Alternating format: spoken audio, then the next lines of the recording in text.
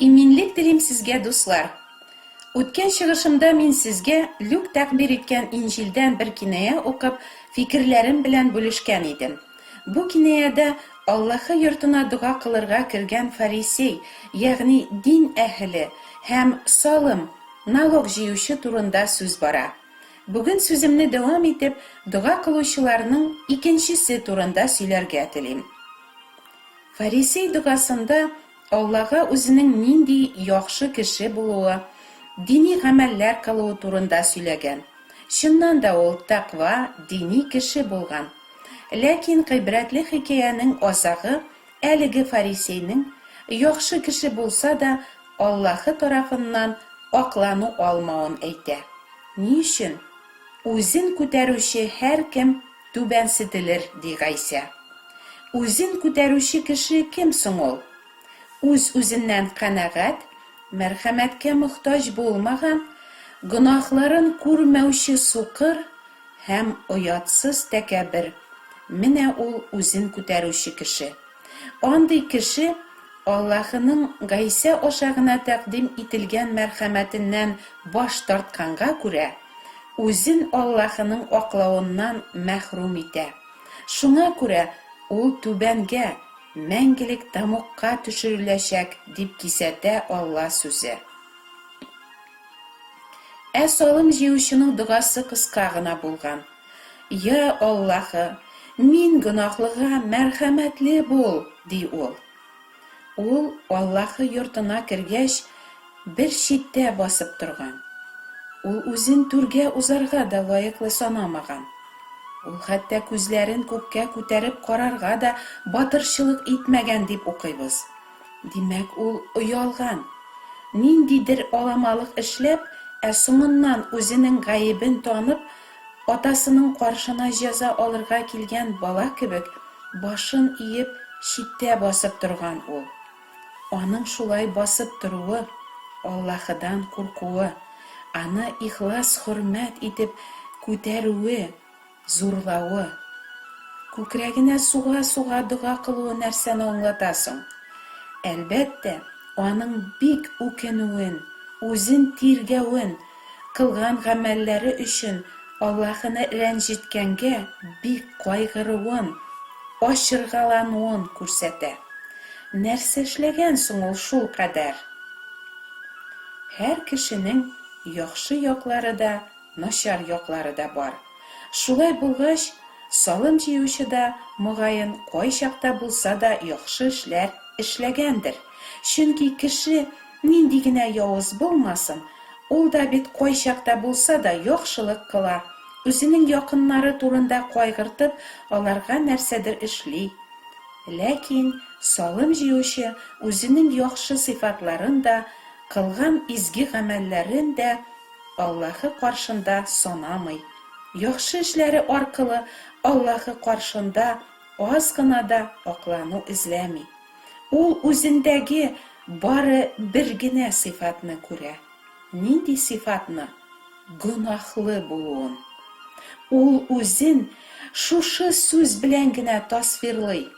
Гөнаһлы, гөнаһлы, гөнаһлы. Шушы сыйфаты өчен ул үзен күрә алмый хәтта, чөнки күкрәгенә суга-суга шул турыда әйтә бит. Ул аңлый үзенең гөнаһлы булуы аркасында Аллаһыга бер ничек тә ярый алмаячагын. Гөнаһларыннан бер ничек тә арына да алмаячагын ачык аңлаганга күрә, ул Аллаһыга мин тырышырмын яхшырырга, ураза да тотарга, башка дини гамәлләр дә кылырга дими ул. Чөнки кешенең тырышлыгы да, дини гамәлләре дә гөнаһтан арыну өчен ярдәм итмәячәген, димәк, яхшы аңлый ул. Нигә килгән соң салым җыючы Аллаһы каршына? Үзенең гөнаһлы булуын әйтер өченмени? Әйе, гөнаһлы булуын әйтер өчен килгән салым җыючы. Гөнаһлы булуыңны Аллаһыга әйтү шул кадәр мөһиммени? Ул турыда әйтмәсәң дә, Аллаһы булай да барысын да белә бит. Ләкин гөнаһлы булуыңны әйтү бик мөһим. Чөнки изге язмада Аллаһы булай ди: гаебеңне генә таны. Ләкин кешегә гаебен тану иң кыен эш. Үзебезне искә төшерик. Берәр нәрсәдә безне гаепләсәләр, без шунда ук гаебебезне танып төзәлергә ашыгабызмы? Юк, әлбәттә. Киресенчә, тагын мин гаепле. Ул бит башлады. Ул үзен шулай тотмаса, мин дә шулай әйтмәгән булыр идем. Мине гаепләгәнче үзен белсен. Шулай гаепне башка кешегә яки килеп чыккан хәлләргә сылтарга тырышабыз. Бер кемнең дә гаепле булып яки үзе генә гаепле булып каласы килми. Без гөнаһлар кылган өчен гаеплебез изге Аллаһы каршында.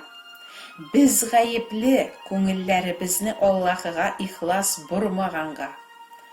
Без гаепле Раббыны түгел, дөньяны һәм андагы ләззәтләрне яратып, аларга беркеп яшәгәнгә, үз файдабызны эзләгән чакта гына Аллаһыны искә төшергәнгә. Үзен үзе күтәргәнгә, яхшылыгына, динилегенә таянганга күрә, фарисей Аллаһының аклавын ала алмаган. Менә салым җыючы Аллаһының аклавын алган.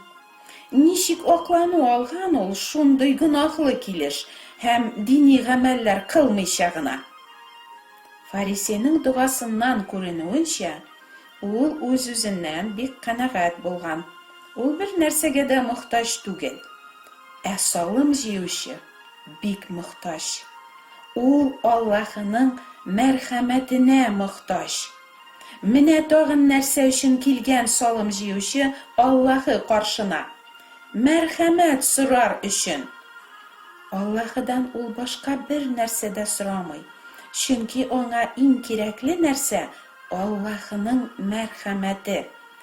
Бары аның мәрхәмәтен генә ялварып сорый ул. Мин гөнаһлыга мәрхәмәтле булчы, ди. Салым җыючыга мәрхәмәт нигә кирәк соң? Гөнаһлысың, гаеплесең икән, димәк, син җәзага лаек. Гөнаһ өчен Алла нинди җәза бирергә тиеш? Аллаһыдан мәңге аерылу, үлем, мәңгелек үлем, мәңге бетми торган тамук газаплары. Менә шушы җәзага лаек икәнен аңлап, салым җыючы Аллаһыдан үзенә мәрхәмәтле булуын сорый да. Чөнки аңлый, Аллаһының мәрхәмәтен яхшылыкларың белән дә, савапларың белән дә алып булмый. Бары Алланың сүзләре белән ризалашып, аның безгә биргән вәгъдәләренә ышанып кына Раббының мәрхәмәтен алып булуын салым җыючы бар күңеле белән аңлый. Чөнки мәрхәмәт ул нинди яхшы булганың яки ниндидер яхшы эшләр эшләгәнең өчен бирелә торган Аллаһының игелеге түгел, тамукка лаек гөнаһлыны Раббының кызганып, Гайса аның өчен курбан булып хак түләгәнгә генә шәфкать күрсәтүе дигәнне аңлата. Салым җыючы үзен Аллаһының кызгануын үтенә. Чөнки аңлый, үзенең кызганыч хәлдә коточкыч тамукка китәргә тиеш икәнен. Нишләп салым җыючы үзенең гөнаһлы һәм тамукка лаек икәнен аңлый, дин әһле фарисей буларны нишләп аңламый? Бер кеше дә үзенең гөнаһлы һәм тамукка лаеклы икәне белән ризалашмаячак, әгәр Аллаһының изге рухы аның гөнаһларын фаш итеп, буларны аңа ачмаса. Әлбәттә, изге рух һәр кешене гөнаһларын да фаш итә. Ләкин кызганычка каршы, Аллаһының сүзләре белән ризалашмаучылар, аның вәгъдәләренә ышанмаучылар изге рухка да каршы киләләр. Аның фаш итүенә колак салмыйлар. Һаман үзләрен күтәрәләр. Бу гыйбрәтле хикәя яхшы аңлата, ничек кешегә Аллаһының аклавын алырга икәнен. Гөнаһлы икәнеңне чын күңелдән танып һәм Аллаһының Гайса исеме хакына гына биргән мәрхәмәтен сорап. Ихлас күңелдән Худайга борылсагыз, ул сезне дә аклар. Сорагыз һәм сезгә дә бирелер.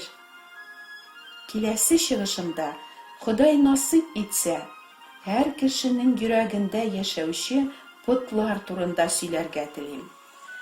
Дусларым, Аллаһының изге рухына карышмагыз. Аның фаш итүләрен, тәүбә итәргә чакыруын кире какмагыз. Аллаһының аклавыннан мәхрүм калмагыз. Амин.